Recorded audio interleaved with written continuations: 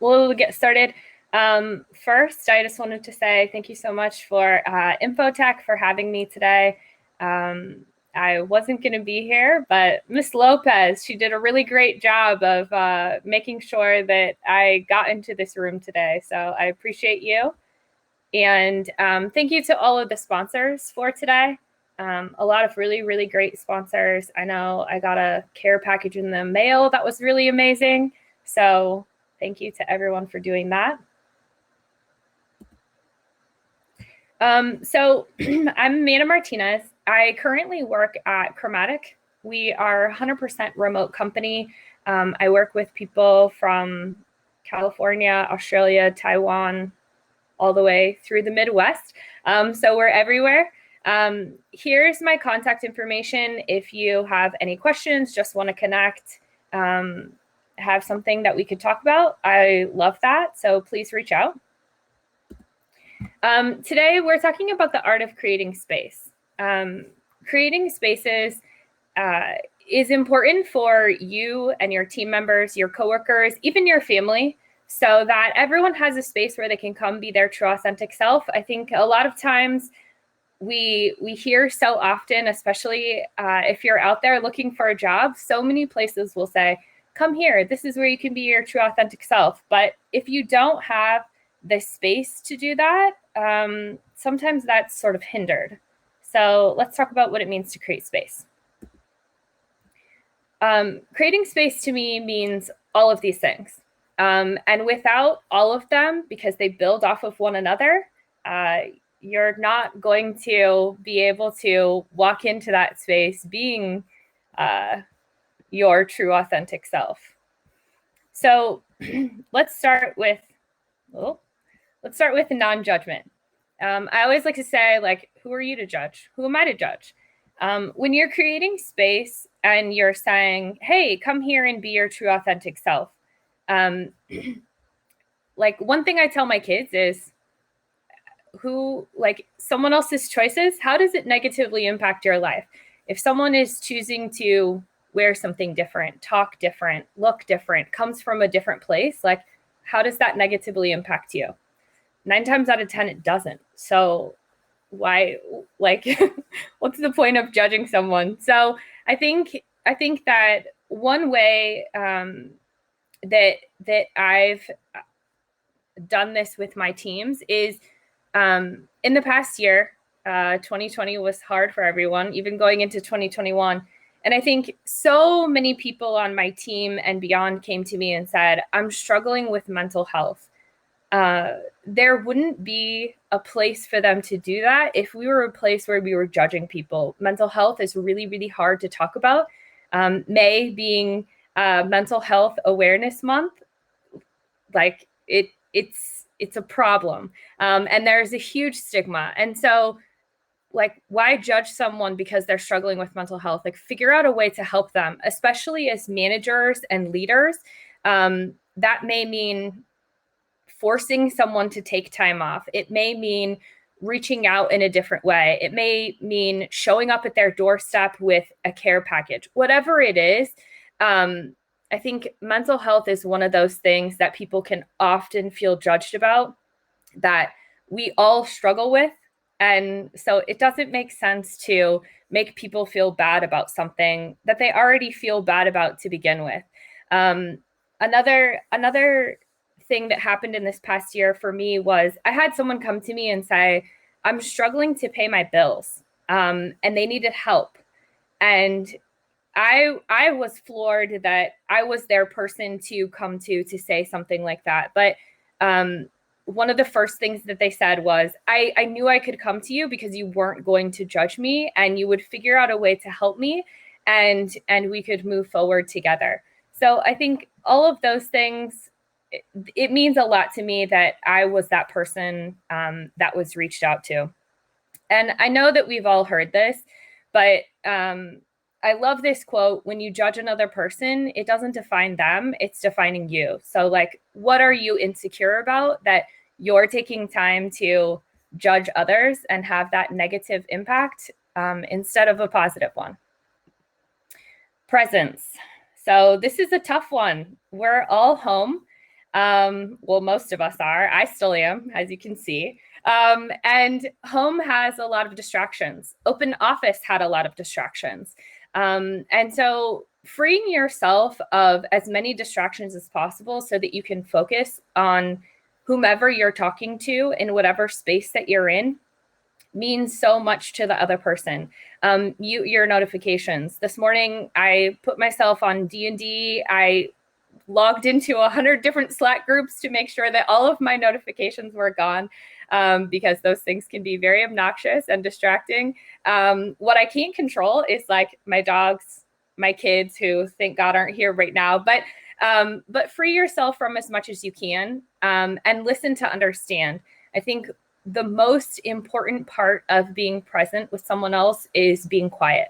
And that can be really, really tough. I know that that's tough for me. I've struggled with that because sometimes people are gathering their thoughts when you're talking to them. And if you interrupt that, they may have like been on the cusp of saying something, but your interruption stopped them from doing that. And I know sometimes we want to fill the silence, but sitting there and being quiet, it will be uncomfortable at first, but you can like count to yourself in your head, like give yourself 10 seconds before you say something. That 10 seconds will feel like an eternity, but you'll be better for it and you'll have better conversations because of it. The next point I have here is seeing people. Seeing people, again, now that we're home, it's tough. We're sitting in these Zoom conversations. You can't see my whole body. I talk with my hands, but if I wasn't a hand talker, like you couldn't see if I had like my arms crossed or something like that. So we're trying to read faces and pay attention to words and the tone that's being used.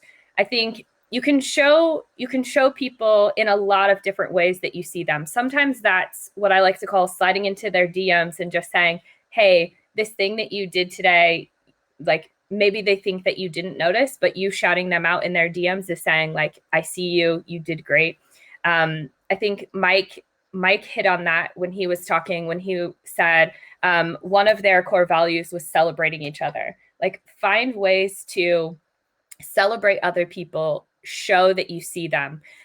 One way that I like to exercise this, especially in meetings, is in the before times when I could see everybody in the room at the same time, I would stop conversation and make space for other people to use their words.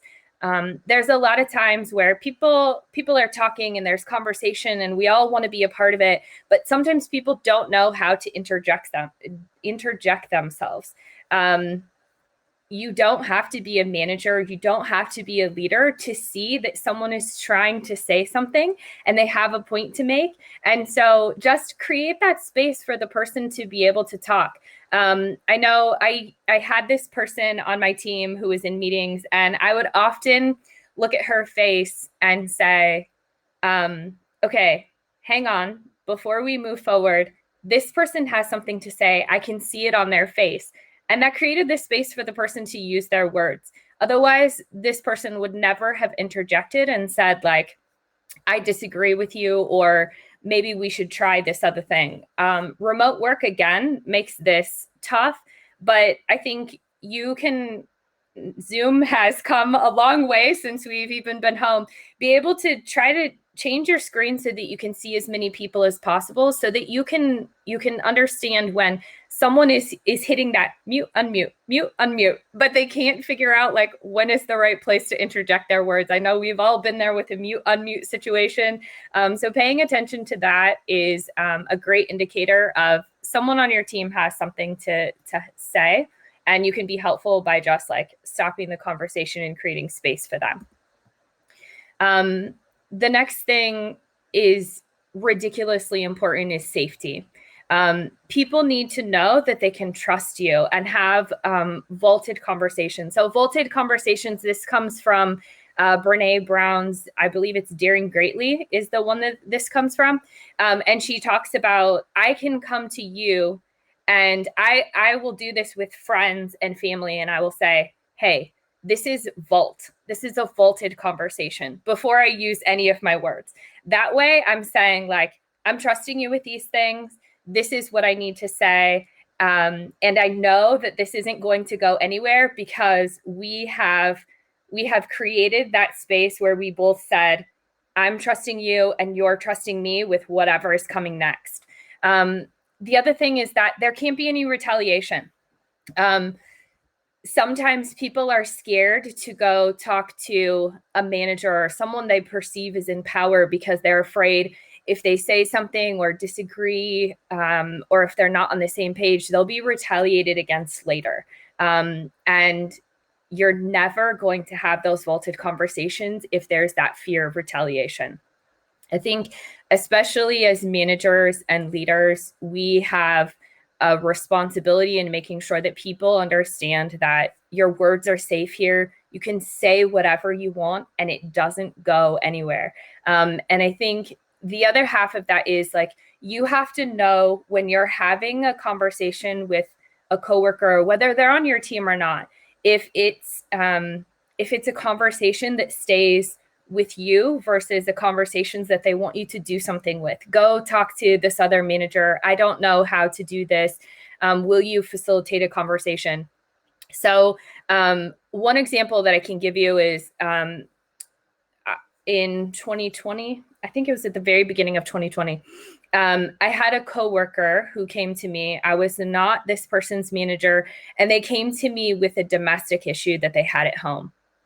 I took the time to hit pause on what was happening in my day, help this person make sure that they were safe, had what they needed, had resources to go seek. Obviously, like I am not skilled in that area. So I sent them resources, made sure that they got what they needed, but that conversation didn't go anywhere. They didn't want their manager to know. They were afraid that other people would judge them if other people knew that this was happening. So because of this space that I have created and this space that I protect every single day, people from all over the company, at the time it was Flywheel, would come to me and trust me with these conversations.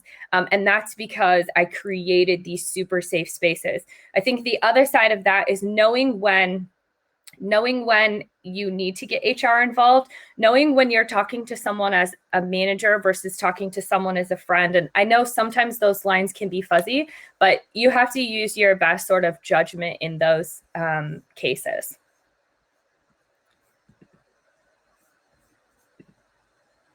Vulnerability. So this one is huge. Vulnerability consists of, obviously I put these 4 things here, but vulnerability goes both ways. As a manager, as a leader, as a coworker, if you're not vulnerable with your coworkers, with your family, they're not going to be vulnerable with you. Like I would go into conversations and let people know when I was struggling, as well as they can let me know when they are struggling. Because if they think that I have all the answers and I never struggle, and you sort of get that Instagram view, as I like to call it, like everything looks perfect, then no one's going to be able to come to you and say like, I have this challenge or this weakness, whatever it might be. Brene Brown says, when you shut down vulnerability, you shut down opportunity. And just like, let that sink in. When you shut down a person being able to share these thoughts, these feelings, these challenges, you're shutting down getting to know that real person and getting to know how you can help them, not only as a coworker or a manager, but just as a person. Like, think about, how am I helping shape this whole person? And so one thing that I would love to share is, with my teams, what I like to do to help get vulnerable in one-on-ones. One-on-ones are a great place to exercise that with just this one person. I like to say every 2 weeks in our one-on-one at the very end, no one leaves without letting me ask, tell me what your P&P is. P&P is one personal and one professional thing that happened in the last 2 weeks that you're happy about, you're proud of, you want to celebrate about you. This question helps me get to know every single person on a deeper personal and professional level. And some of my teams will even turn this question around on me. And then I get the opportunity to share with them some things that I might not have otherwise gotten to say. And sometimes these personal things can be like, hey, I was really struggling with this thing. And just in the past week or 2 weeks, this has turned around for me. And so I really wanted to share that with you. It lets you know that that person has things outside of work that maybe you're having a positive impact on as well, right? Vulnerability is huge. We're all at home. There's no sort of I don't know, break in work and home life. So when you think like people in the old days, I would say, hopefully not today, would say like, check your feelings at the door, like work is work and home is home. That's no longer true, right? We're all in these spaces where you can see the mess behind me. I cleaned it up a little bit today, right? But you're in my home space here in this Zoom world, and I in yours, and being able to be just a regular person is so huge. Like, you shouldn't have to have that sort of like Instagram filter when you're on Zoom with your coworkers. And because I love Brene Brown, I think this is another one that's huge. Vulnerability is a path back to each other, but we're all so afraid to get on it. And I can understand as a manager and as a leader how we get into these sort of ruts where we're afraid to tell people what we're struggling with, whether that's work life or home life, but it's needed, it's necessary, and you can do it.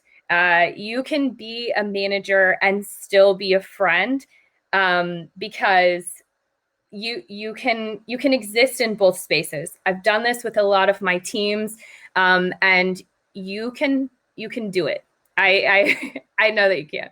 If I can do it, you can do it. Oh yeah. Other people are fans of Brene. I see that. Thank you. Also, this next one is huge too. Check your ego. This goes for literally everyone. As we're, except for, there we go. When we are in meetings or in any space, especially when we're talking about diversity, equity, and inclusion. And I know I don't remember her name, but she said it earlier. AIM is all about creating space for people of color, women, to be in technology. It's hard. It's not easy. But if you come into this space from the lens of learning and understanding, you will be so much more successful. So part of that is check your ego at the door. Don't assume anything. Don't assume that you know how to pronounce someone's name. Ask them. And then when you get it wrong, be open to being corrected. And they should be able to correct you every single time until you get it right. And it's your job to make sure that you do that. Don't assume that people have been in an office environment before. A lot of companies are hiring interns right now. If you're getting interns from all different places and spaces, all different backgrounds, don't assume that they know office etiquette when you go back to the office. Don't assume that they know meeting etiquette. you should be open to them asking all of these questions and you providing as much information as upfront as possible, so you're setting up that person for success. Another thing that is huge, huge, huge, especially if you're a manager or a leader, it's okay to say, I don't know. And if you say, I don't know, that will help your team to know that when you're asking them a question, it's okay for them to say they don't know. I like to always follow that up with, but I will find you the answer. Like, don't just tell me I don't know. Like, that's fine. But like, how do we find the answer? Do we find it together? Is this something that you can do? How can I help you? Make sure that you're following it up with that sort of caveat to I don't know. I don't know a lot of things. And I am an engineering manager, right? And I always like to say, I know enough about code to be dangerous, but I will come to my team with an idea and I will say, what do you think about this? And they should be able to say, Amanda, that's a terrible idea. But if we did it this way, we could make it better. If my team didn't feel safe and knew that like they could disagree with me, it would never work. Because what I like to say, I learned this a couple of years ago, is we should be able to be in a meeting and I'm a manager and I can say, hey, team, I think we should do this thing. And if my team knows that that is going to be a failure, a week from now, 2 weeks from now, we're going to hit a wall at some point, they should absolutely be able to say like, Amanda, like, I don't know what you're thinking. That's terrible. We should be able to disagree. And when we walk out of that room, no one has hurt feelings. Everyone is still a friend. We could say, hey, let's get lunch together. And that would be okay. And that's because you have created this safe space where you don't have this ego. You don't think that you're always right. And your team knows that you're there to help them and them to help you. And no one can get better if you can't even give each other feedback and disagree. And that's all about being able to check your ego and say like, hey friends, like, I don't know everything. Let's do this together and tell me if this is terrible. Also tell me if it's great. Like, let's celebrate all of those things together.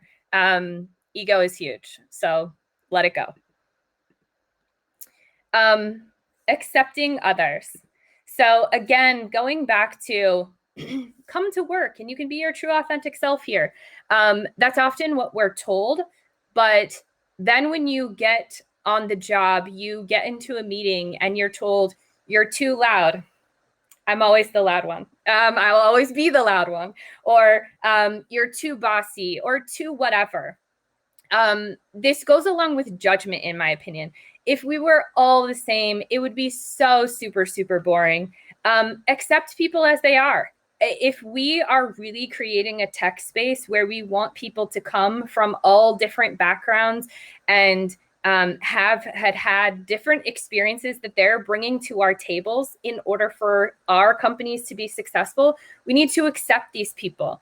And some of how I grew up, like I may be the loud one, I may be the bossy one, whatever that is. Like, we don't need to label people. Like, accept them for who they are. Don't try to diminish those traits, because being the bossy one can help you be successful later in life, and can help you help others in finding their voice.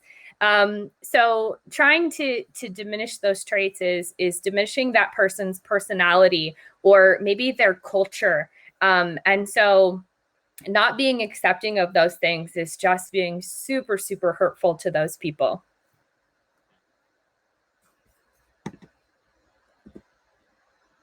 Okay. Last but not least, when you are creating said space, you have to protect this space. This means you do not allow any bad actors to come in and fuck up whatever you have created. One person could throw off the whole thing. So this is where boundaries come into place. You are creating this space. You have set whatever boundaries you have set, and make sure that you're clearly communicating those, and then you're managing to that. We do not accept this here. We do not accept you talking over this other person. We do not accept you diminishing this person's idea, whatever it is. Especially going back to, in technology, we have a problem. We don't have many women. We don't have many people of color. And Mike said this morning, something that I always say, someone has to be the first. So when I came to Chromatic, I was the first woman. I still am the first and only woman. And I had a lot of people slide into my DMs and say, like, holy shit, I saw your picture with the rest of your team. Are you the only woman? Yes, I absolutely am. And people, how did you do it? Well, someone had to be the first one. And now that I am the first one, I have the ability and the responsibility for creating this space that makes it so other women know that they can see themselves here. No women were applying at Chromatic prior to me being here. And I just hired my first woman 2 weeks ago. So she starts in 2 weeks. And so I think that that because we are in these spaces, we're creating these spaces, it's our responsibility to make sure that we are protecting them and we're making a space where other people can see themselves and other people want to be. I had a person a couple of years ago, and they tried to fuck up the space that I created. And I did not allow that to happen. That was a direct conversation with that person, and it was making sure that they understood that what we have here is important. What we have here is not going to be messed up by you. So however you want to take that, I think that it's really important to make sure that you're managing to those boundaries and people know it's not okay to hurt other people in this space. We're here to lift people up. We're here to make each other better. And we can't do that if you're sort of the asshole in the group. Also, Vanessa, thank you. I will cuss. I will always cuss. I don't apologize for it. It's who I am. And so thank you for shouting that out. So I also wanted to mention Chromatic is hiring. These are all of the different positions that we're hiring for. If you see a position that you're interested in, if you don't see a position that you're interested in, but you're like, maybe I'd like to work there, please hit me up. Please talk to me. I am available via LinkedIn. I'm available via email, obviously via Zoom or whatever. And I would love to talk and to connect with you. A couple of things that I didn't get to mention at the beginning too is I'm also in a lot of different spaces that I would like to invite everybody here into. So I'm a part of a group called the Emerging Ladies Academy. The Emerging Ladies Academy is run by Tiffany Gamble. If you don't know her, you should. She has a program teaching young teenage Black girls how to code. I'm currently teaching a class for her. She's always looking for teachers. Come be my friend. I also am on the I'm on the board for the Omaha Chamber of Commerce. So if you're interested in that space, you go, girl. Again, that is run by an amazing woman, Rachel Fox. If you don't know her, you need to know her. She's amazing. She's helping young girls feel empowered, find their voice, and she's teaching them how to code, amongst other things. And another group is called Code Black. Code Black is all about how do we get more people of color in tech? How do we connect local businesses with people of color in technology or trying to get in technology? I'm a part of lots of different spaces, and I would love for you to be a part of them as well. So please hit me up and be a part of it. And if you have any questions, please drop them in chat. Thank you for all the love in chat. I wanted to make sure that we had space at the end of this to talk and have conversation, ask questions, whatever it might be.